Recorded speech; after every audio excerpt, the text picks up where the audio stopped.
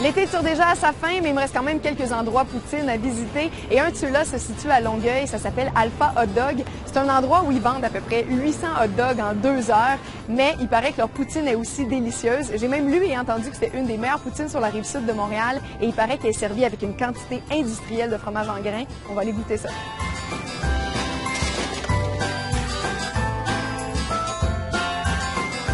Le restaurant a ouvert en 1971. Et moi, j'ai venu en 1984 et je suis ici depuis 30 ans. Le secret, c'est la qualité du manger puis le meilleur staff à Québec pour servir dans la restauration rapide. J'ai Mr. George dans le coin, puis ça fait 29 ans qu'il est avec moi.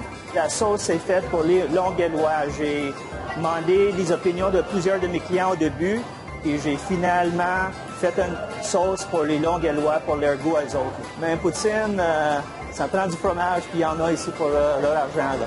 Justement, le monde me dit, t'en mets trop de fromage. Il va manger toutes les frites, puis il va laisser le fromage. On a assez, là. Une poutine, c'est quoi vos formats, c'est ça? La petite et la grande. Ce que moi, j'appellerais grande et très grande, finalement. Ben, je vais prendre la plus petite de vos grandes. Poutine pour ici, s'il te plaît. Merci beaucoup. J'ai jamais vu un aussi gros morceau de fromage sur une poutine. Excellent.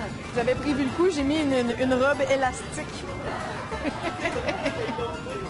Et ils m'ont encore mis 2 fourchettes.